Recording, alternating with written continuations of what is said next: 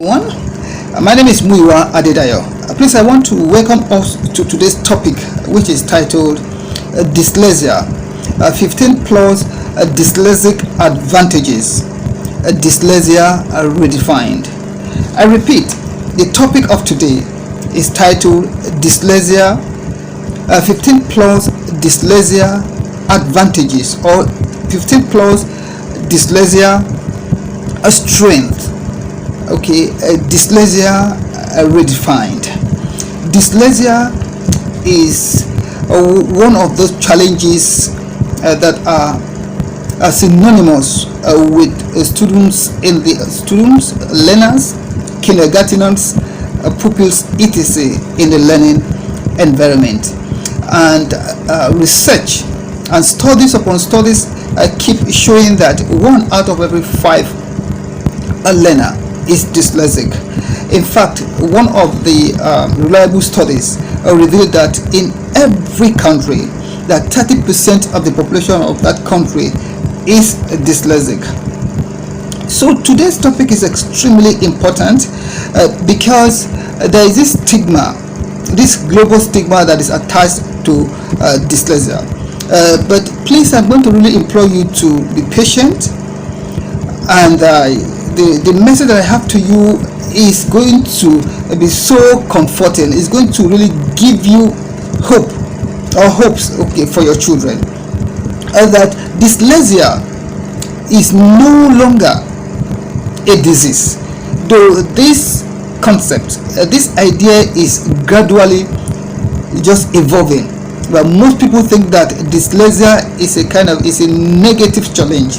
That as soon as a child is discovered to be dyslexic, that child is not going to make it, especially in the knowledge-driven economy where reading is so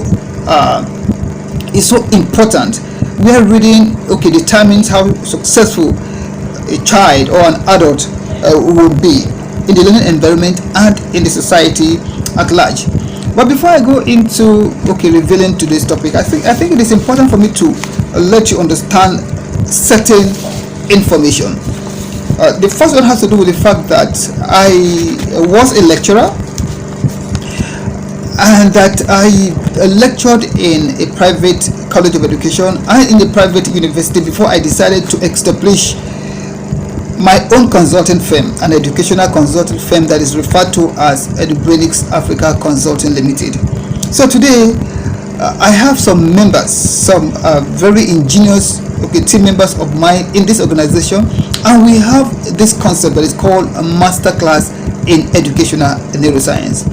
Educational neuroscience, or neuroscience education, is the #1 factor in global education.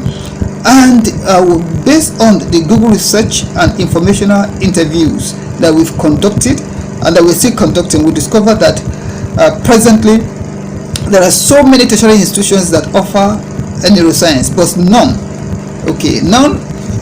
offers educational neuroscience, and that is where our organization is currently filling the gap. And if you look at this paper, it is the course outline. It contains about 25 groundbreaking topics. Every information that a school owner, every information that an educator needs in order to function and to function effectively, in order to achieve sustainable organic school growth, has been covered. Academic challenges like dyslexia, dyscalculia, ADHD, dysgraphia, everything has been covered in this course. Slow learners, poor learners, etc., autistic learners, Down syndrome, and other learners who have one neurodevelopmental challenge or the other. Such has been covered in the course itself. So if you know you're interested, please just kindly just leave a comment. I would definitely reach out to you. So what is dyslexia? The word dyslexia, it is a combination of two words or two morphemes. The dys, this, means abnormality. Lesia is the ability to master letters. Lesia, letters. So dyslexia is the inability to use letters, to use alphabets and to use them correctly, okay, leading to what some experts, some early cognitive experts, okay, refer to as word blindness. So dyslexia, according to maybe Wikipedia, okay, according to experts, okay, in the field, is known as a neurological disorder. It is the difficulty that learners, that pupils, that kindergarteners, that adults, okay, find difficult, or it is that challenge that they have, okay, reading, okay, decoding printed, okay, items or information, paragraph, sentences, etc. So dyslexia can be defined as a cognitive impairment and as a neurological impairment that hinders an individual, okay, from reading. It is a difficulty that is connected to the inability to read, okay, to write, to spell, and to comprehend English or printed, okay, items. That is the generic or the general definitions, okay, of dyslexia. But today I am going to really give us a new a new perspective, okay, with regard to the concept or to the learning challenge called dyslexia. Not too long ago, there are some researchers at Cambridge University in the UK. They carried out a very in-depth or longitudinal research, and they discovered that dyslexia has some benefits, and they call them dyslexic advantages or dyslexic strength. Then let me quickly say this, that the reason why I titled it, okay, Dyslexia Redefined, is just to give, okay, my viewers, okay, to give my listeners, okay, new information, okay, that is different from what is out there, okay, on the internet and in various, okay, textbooks on psychology and on cognitive neuroscience, etc. That dyslexia has to do with a different wiring of the brain. That dyslexia does not mean that person is not intellectually intelligent. No, it is just that the dyslexic populace, the dyslexic learners, the dyslexic students and pupils, that their brains are wired differently. In fact, some refer to them as the neurodivergent, okay, learners, like, or individuals like who are having autism, okay, individuals who cannot spell, who cannot read printed materials, okay, individuals who have either neurodevelopmental challenges or developmental, okay, challenges are referred to as what? As the neurotypicals. Sorry, the atypicals, or they are referred to as what? As the neurodivergent. Another word for it is called a cerebral diversity. Okay, their brains are wired differently. So that does not mean that they are not intelligent. Now let me quickly say this, that one, a reading, okay, is left brain dominant. That reading, okay, has been discovered to be dominated. That the circuits, okay, for reading are largely, okay, located in the left hemisphere of the brain. And unfortunately for the dyslexic, they always try to do what? To use the right side of the brain, and that is why they find it very difficult to do what? To read and to master reading. That is the neurobiology behind their reading difficulty or reading disorder.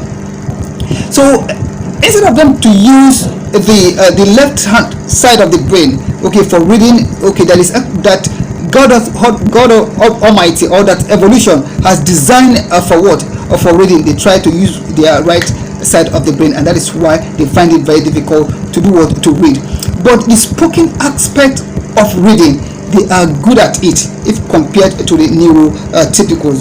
That is you and I. So if you look at this image, for example, okay, this is the Broca's area. Okay, the Broca's area is responsible for speech production, while this is the Wernicke's area. Okay, there are some other maps, okay, cognitive space, okay, in the brain that is referred to as the word, okay, the visual word formation area. But in the dyslexic brain, okay, some of these circuits are not active. That the neurons, okay, this is an image of a neuron. Okay, every human being has about 86 to 100 billion neurons, but in the dyslexic brain, okay, those neurons, okay, that are found in a normal individual's brain, especially in the left side of the brain, the neurons are deficient. That is one. Then there's something called the arcuate fasciculus. This is it here. Okay, this comprises, okay, of what? Of white matter, the axons. Okay, they connect what? The Wernicke's area with what? With the Broca's area. But this arcuate fasciculus is not that robust, is not that strong, okay, in the brains of what? Of the dyslexic learners, of the dyslexic student, and of the dyslexic adults, etc. And that these things that I've just explained are the reasons, okay, for dyslexia. So now, what can parents, what can cognitive neuroscientists or educational neuroscientists or pediatricians, okay, all those individuals that are connected, okay, whose daily responsibilities, okay, are connected to the brain, what can they do in order to help the dyslexic learner to be able to really master reading, to master spelling, okay, to master reading it itself, okay, on the whole. I'm going to really come back to that. So now the next question is this: what are that, despite the fact that, okay, the dyslexic learners, okay, find it difficult to read, to write, or to master English language, what are other strengths, okay, that these individuals have? There are numerous that research have found out that they are one. I have about 15 plus here, okay, that the dyslexic learners, that despite the fact that they find reading very difficult, they are good at programming.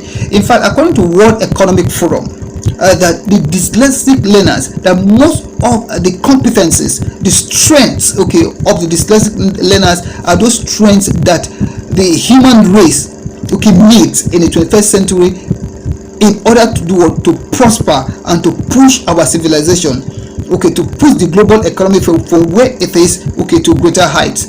And that is why there are companies today that are hiring in large quantities the neurotypical learners or the neurotypical graduates. Okay, when I say neurotypicals, okay, it consists of people who have one neurological kind of difference, okay, from the normal individuals, okay, who are not experiencing any of the dyslexic challenges. Okay, companies like Microsoft, they are recruiting en masse autistic graduates, dyslexic graduates, etc. Companies like Dell, okay, companies like SAP, okay, companies like Ernst and Young, companies like Google, okay, and others are looking for what?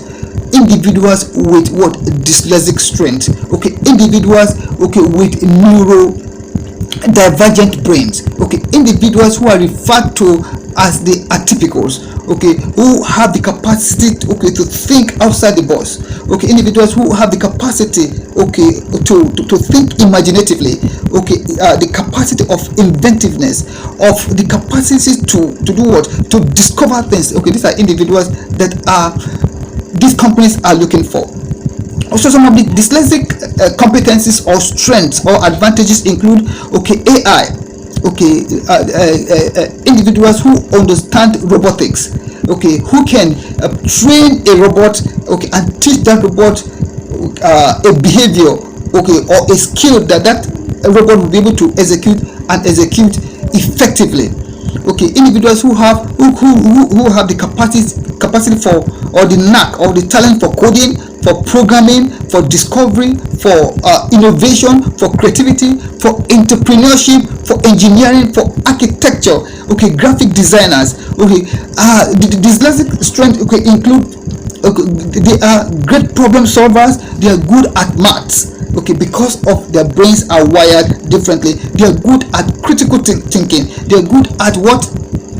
Abstract thinking. They are good at empathy. They are good public speakers. Okay, they have this capacity for hyper focus. Okay, they have that knack for impossible, okay, number comprehension. Okay, these are some of the dyslexic strength. Then now, who are individuals, the famous dyslexic personalities that you and I, okay, know, but we are not aware that they are dyslexic or autistic. Okay, individuals are like Albert Einstein. Okay, individuals like Richard Branson. Okay, Richard Branson is also dyslexic. He is the greatest entrepreneur, okay, in the history of the human race. Okay, individuals like Leonardo da Vinci, individuals of like David Goggins. Okay, David Goggins, okay, keep saying it that before he could get himself qualified, okay, to become a SEAL, that one of the exams that he had to do was to pass and to master, okay, reading, and that he just a little passage he needs to read it slowly, and he spent countless hours, okay, trying to just master simple passages. And today he is the strongest man, okay, on earth, according to Guinness World Books of Records. Okay, individuals like Taylor Knightley, individuals like Whoopi Goldberg, okay, Pablo Picasso, George Washington, Thomas Edison, Henry Ford. The guy who invented the light bulb was also dyslexic.